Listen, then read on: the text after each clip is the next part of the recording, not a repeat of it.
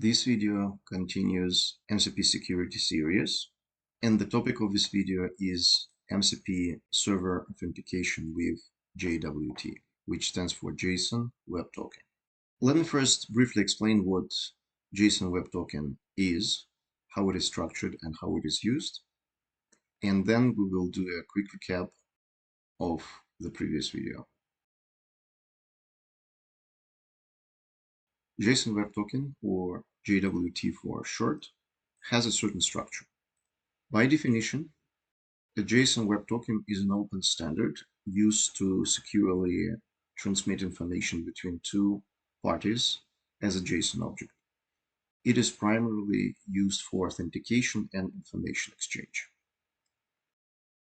So, JWT consists of three parts separated by the dots, and usually it is represented in the form of a string.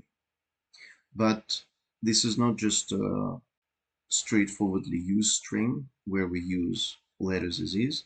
It is encoded or encrypted string. So three main parts of JWT are header, payload, and signature. So header contains metadata about the token, such as type, usually it's JWT, and signing algorithm being used. The signing algorithm is an encryption algorithm. Next, payload. It contains claims, or basically it contains the information which we need. These are the statements about the user and any additional data. So for example, user ID, role, expiration date as EXP for short. Finally, the third component is signature. Signature is created by taking encoded header and encoded payload. So basically these are ciphered or encrypted header and payload, a secret key, and the algorithm specified in the header. So this ensures that the token has not been altered. So in comparison to standard bearer token, JWT is a bearer token, but now this token is protected using encryption. And also this token can be used as a container, as in the payload section, we can provide any information we would like to. So the format example is header, payload, and signature. And the signature ensures that header content and payload content were not tampered, and this is the real original JWT token generated by a legit issuer. Few more useful things about JWT token. So first of all, it is stateless. So the server does not need to store session information in a database. Everything the server needs to know about the user is contained within the token itself. So this is a payload section. And of course, such a universal usage allows us scalability. So because the server is stateless, you can easily scale your application across multiple servers or microservices without worrying about the sticky session. So you don't need to maintain the list of active sessions, watch the session timeouts, and so on. Now, once we understood the key structure of JWT, let's have a look at the code.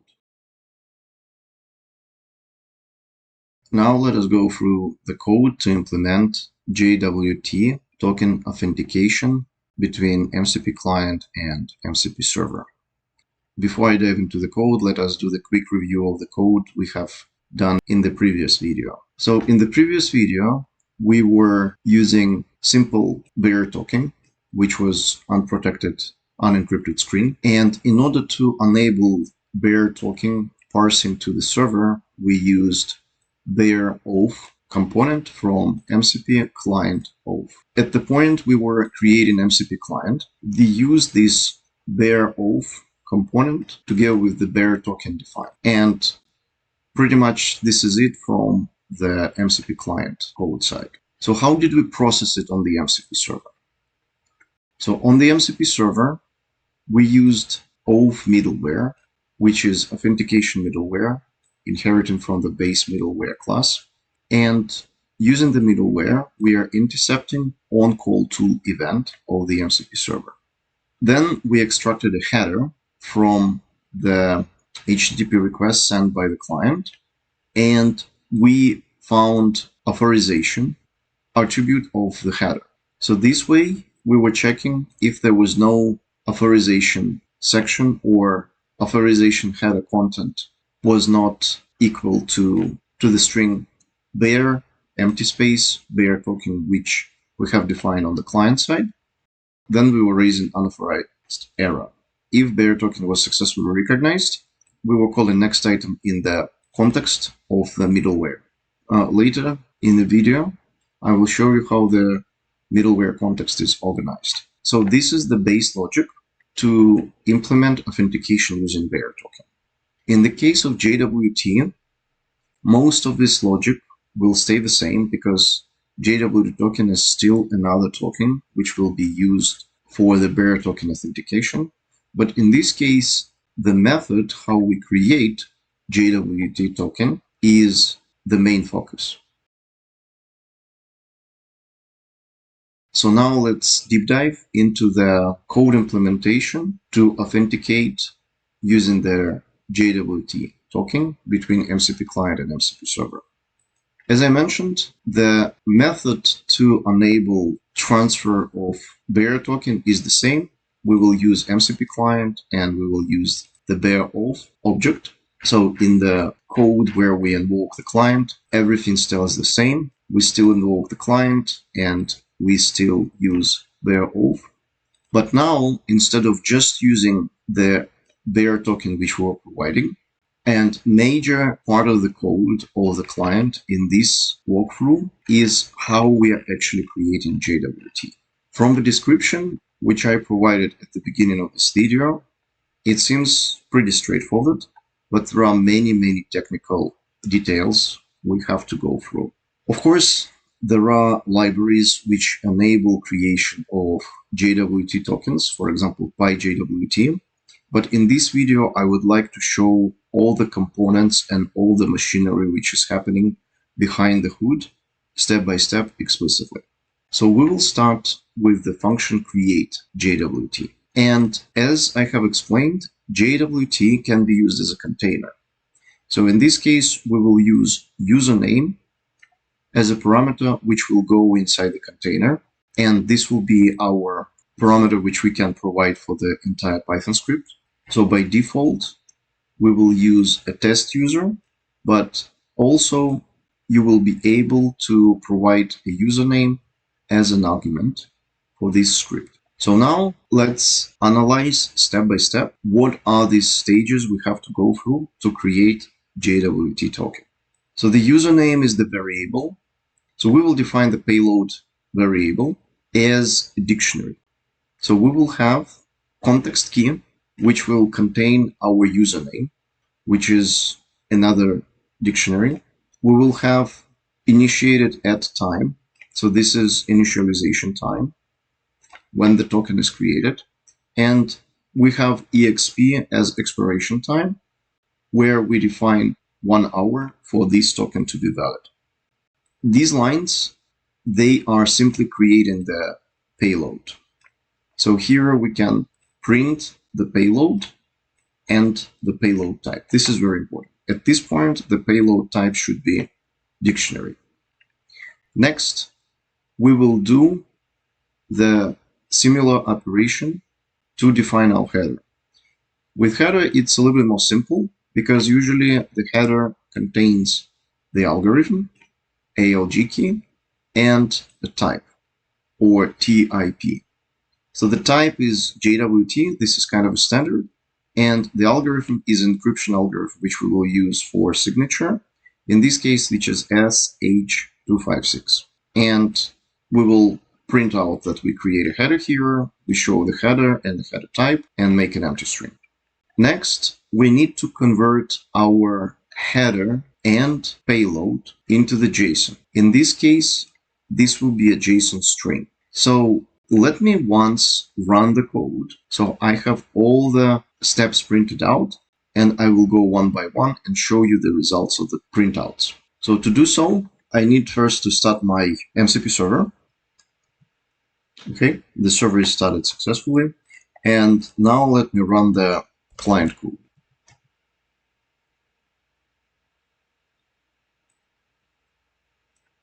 All right, so let's go one by one. So first, this is our payload. And as I mentioned, the payload in this case is nested dictionary, and the type will be dictionary. The same is for the header. Header is a dictionary, and the type for the header is dictionary. Now in step 3, we convert our dictionaries into JSON formats. So how it actually looks like. The output looks the same, but it is actually a string. So next, we're going to convert our header into bytes. And this is the 4th step. So we will dump the header dictionary into JSON and encode it.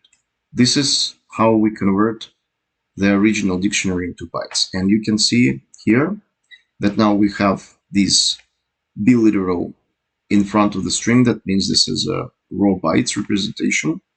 And here you can see it's a byte string. Next, we need to convert the bytes into B64 JSON string. So we apply the URL safe B64 encode on the top of our byte string object here. And now you can see this is already unrecognizable string because we converted it into the B64 format.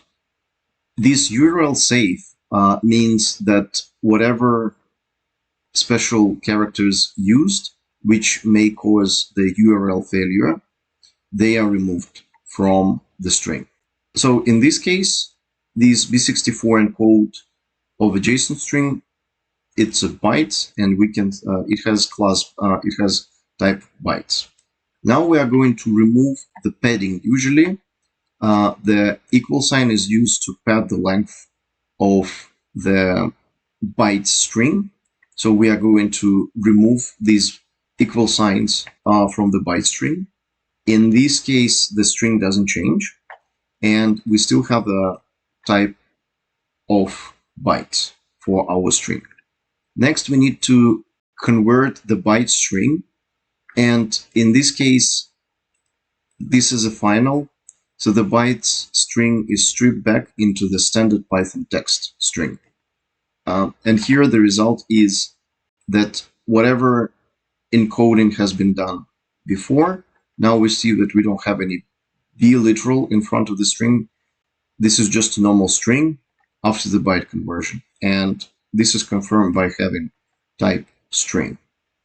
So the same operation we should do for our payload. So all these 7 steps, which I was showing explicitly one by one, we can now wrap into one long string where we apply JSON dumps to payload, encode that dump, then we convert it into the byte string, then we strip off the equal sign, and then we decode it back into the normal string. And this is our step 1.8. So we will process the payload in a similar manner as we've done for the header. Okay, now then we have completed conversion of header and payload into the byte strings. Now we need to combine the header and the payload together and encode it back to the byte string. So in this case, we will have the string of 2 components. The first one is for the header. The second one is for the payload. And we will have a period separating these pieces. And as I mentioned before, this should be our byte string, which is confirmed by the bytes type. Now we are done converting the header and payload, and we have to create a signature of JWT token. So in the context of JWT, this is the final piece of the puzzle. So it takes the secret key and the token's data and mixes them together using a secure hashing algorithm, or basically encryption algorithm, and outputs URL safe string. So this signature proves that the token is authentic and hasn't been tampered. So first thing we have to do is we have to convert our secret key to the bytes. So where we take the secret key? I'm storing the secret key in the .env file. Because this is my local secret key and I'm not using it anywhere in the production system, I can easily show you the .env file content. So this is a simple code how to generate the JWT secret key. All we need is a single library secrets. We have to define the secret bytes, so 32 bytes. And now we run secrets, token URL safe, and secret bytes, 32. So this will be our secret key. And then we can use this secret key inside our .env file for the MCP JWT secret record. Let me run the code to show you the result. Okay, so this is our sample key. So now we will have to use the same key for MCP client and for MCP server.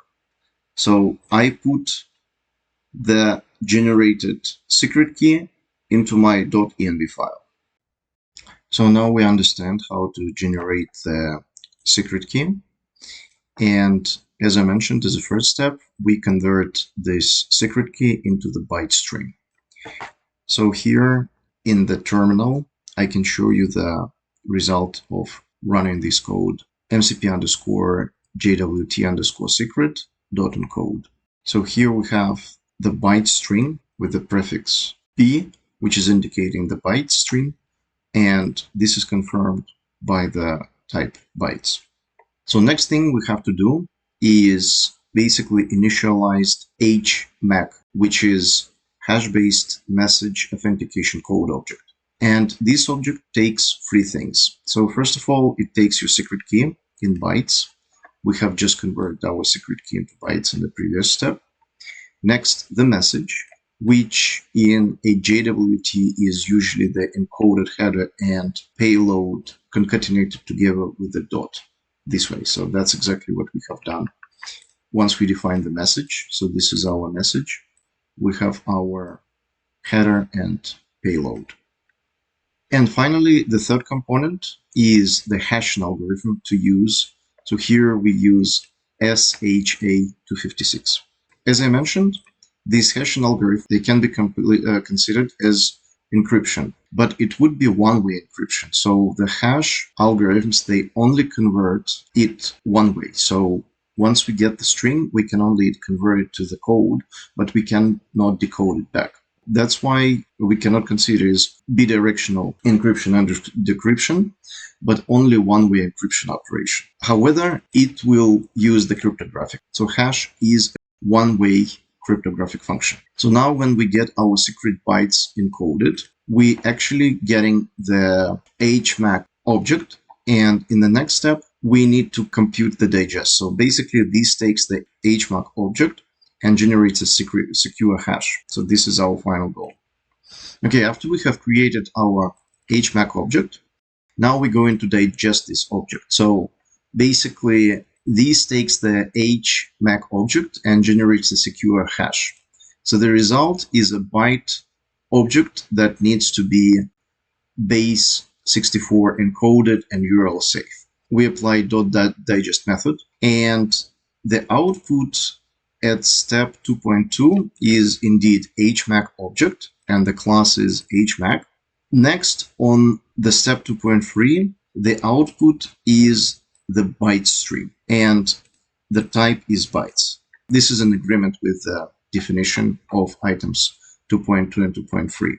Now we need to encode this byte string object into the URL safe using base 64 encode. And we do it using the base 64 object and its method URL safe underscore b64 encode. So this is the output of step 2.4. We have the byte string and type bytes. Is confirming that this is actually byte string. Next, we need to remove padding.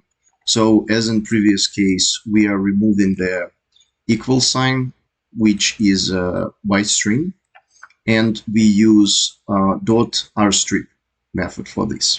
Here, we just stripping off the padding values, so you can see that the last equal sign is gone, and the output of the stripping off operation is exactly the byte string. This is confirmed by the type of the output. And then finally, we can decode our signature string. Now we convert the bytes to string. Then this is the final step. Then the stripped of bytes string is converted back a standard Python string rather than being from the bytes representation. So this concludes generation of a signature.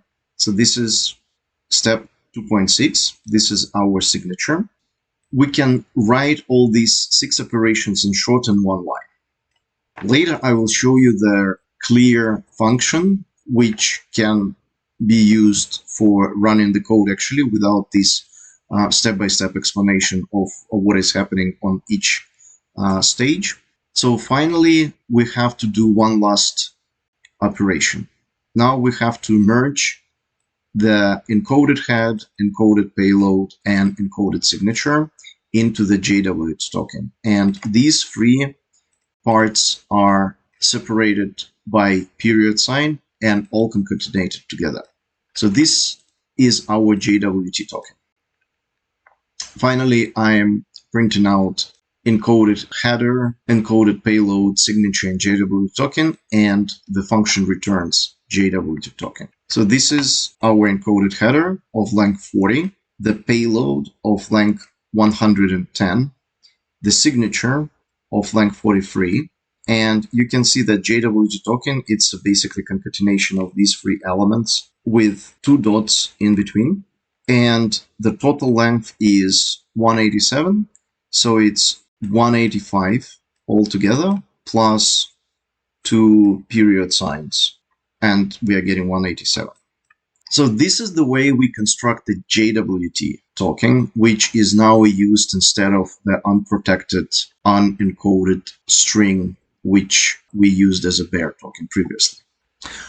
So here is the short form of the function which you can use. So we take the payload as defined, then we define our header, and this is one line which does all the operation of dumping the header into the JSON format, then encoding it into the byte string, then make it a safe URL, then stripping off the padding symbols, and then decoding it into the normal Python string back. The same sequence of operations is applied for the payload. Then we create the message and create a signature. So this is all the steps in one line, which we have done for the signature, basically encoding the MCP JWT secret into the byte string, then applying the HMAC object, then digesting or converting the HMAC object into the byte string, then converting it into the safe URL base 64 encoded, and stripping off all the padding things, and then decode it back into the normal string. And finally, we create our JWT token. So this is very short function, but as you can see from the previous example, there are many, many things under the hood which are taking place. And this is quite a difficult sequence of technical steps and requires very in-depth understanding of how the things are converted back and forth here. So finally, we take a username as an argument, as I have explained previously. We create our client and we use the bear authentication with our bear token, which is JWT. In this case, having the input as a username, and then we call the tools. So now from this point, once we make a call to the tool, we are on the side of the MCP server. So now let's have a look how MCP server authentication with JWT token is implemented. So as in the previous example with the bear token, for MCP server, we need middleware. And in this case, the middleware was named Authentication middleware, where we were basically extracting the token. And here, content of the authorization field of the header will be bear empty space bear token. And this is our string. So if content of the header is different from this string, then we fail authentication. In the case of authentication using JWT token, this is a little bit more complicated scenario, because now we will have to extract this bear token from this string, which is contained in the header's authorization field, and then we have to process that separately. So let me show you the code. Here, I defined a new middleware, JWT Auth middleware, which inherits from middleware class. Again, we are intercepting onCall2 event with middleware context and call next object. And here, as I mentioned previously, I will show you the exact content of the middleware context. So the first step we would like to do is to extract our token. For this, we use a helper function _get _token _from _headers. So how this function looks like? We are extracting headers using get HTTP headers. This is the same what we have done here for bear token authentication without JWT. And if we cannot find the header, we immediately raise the tool error unauthorized. Next, we extract the authentication header, and this is either from headers authorization or capital or small letter fields. If we cannot find the header, or the header doesn't contain bear empty space, then we fail authorization. Otherwise, we will strip off the first 7 elements, which is bear and the empty space. And thus, we will only keep this part of the bear token, which is our JWT token in this case. And we return JWT token. So here, this is our token. Now we need to process this token. So here we're going to verify JWT and get the username. So our function will return username. In this particular example, we will not use username anywhere, but in following examples, we will take advantage of passing the user information via the JWT token payload. So let us have a look how verify JWT and get username function is organized. So first we start off checking whether or not we have a secret key. So in order to apply the cryptography, we will need to use the same key as we used on the client side. Once we get a token, it's already been processed in the get token from headers function. We split that token using the dot symbol, and we confirm that the length is free. So that's what we expect. If this is different, then we raise the value error saying it's invalid JWT format. And then we basically unpack these parts into the header encoded in base 64, payload encoded in base 64, and signature. So as I mentioned, the HMAC or hash algorithm is one-way cryptography function. So that means we cannot decrypt back whatever we have encrypted. So this way, we can only do one thing. We can take header and payload and recreate the signature. And that's exactly what we do. As in the case of client side, we created the message object with header and payload. We pretty much do the same. We create the message with header and payload and we encode it. So that's exactly the same operation which we have on the client side. So next, we are going to recreate the signature. So we applied exactly the same operation, creating the HMAC object, digesting it, and stripping off the padding components and decoding it back into the normal Python string rather than the byte string. And this is all done for the URL save v64 encoded string. So after that, we will get the payload JSON. So what we do we use the base URL decode payload 64 decoded into UTF-8. So this is another helper function. This is very short. Basically, we are removing the paddings and do the URL safe B64 decode. So this is a payload JSON. So now we can convert it into JSON into the dictionary. And from this dictionary, we can get the expiration date and the username. However, username should be inside the context as per the structure of the payload. So we have a context key, and this key is associated with another dictionary. So in this case, we first get the JSON object. We can directly extract the expiration date and extract the username. We first have to extract the context and then get the username from the context. So this way we can return the username, but the main function of this verify JWT and get username helper function is to go through all these procedure steps and not to invoke an error, because at any steps, if there is some inconsistency, we either the expiration date is less than expected one. So basically the current time is greater than the expiration date,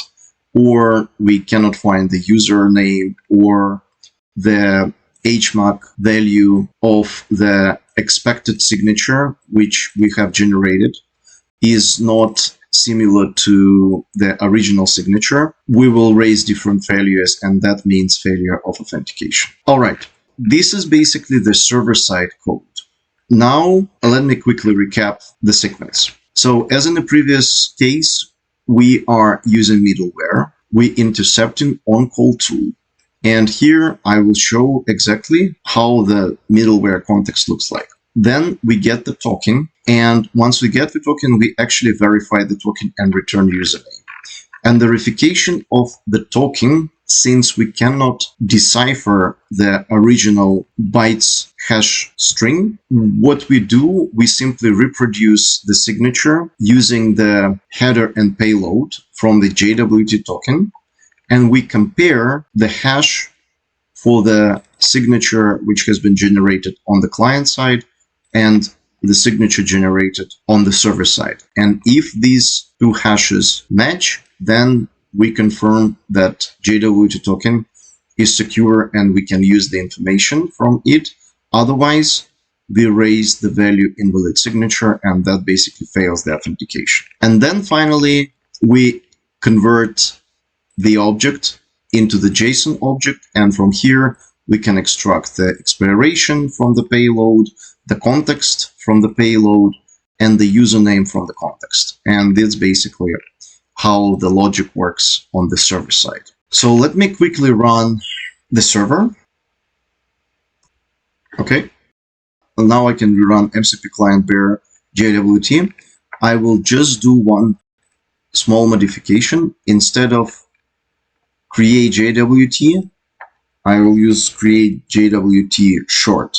In this way, we will get rid of all these unnecessary printouts, and we will get just a message that we were able to access the protected data.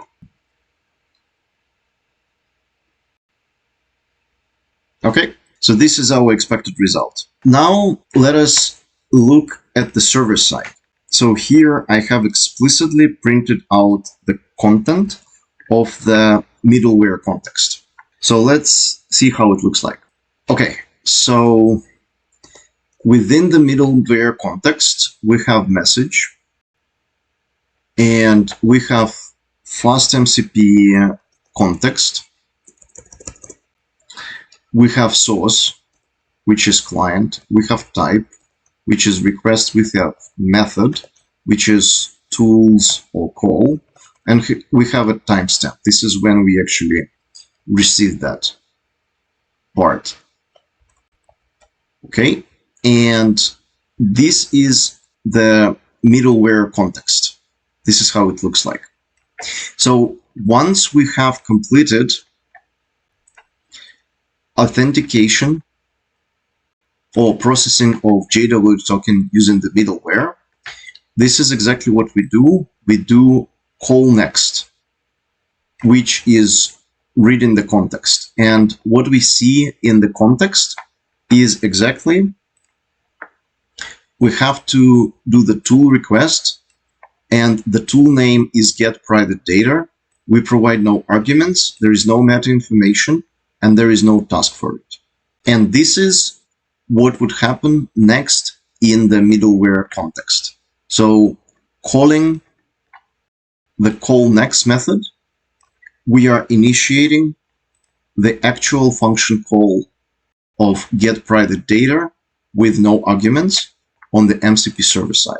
All right, so this session was very technically heavy simply because there were a lot of under the hood transformations, and I deliberately avoided using out of the box packages like Phi-JWT in order to show all the steps which you have to take in order to generate JWT token. From the point of view of the bearer token mechanism, there are no changes in the code, except that now instead of unencrypted string, we are using JWT token.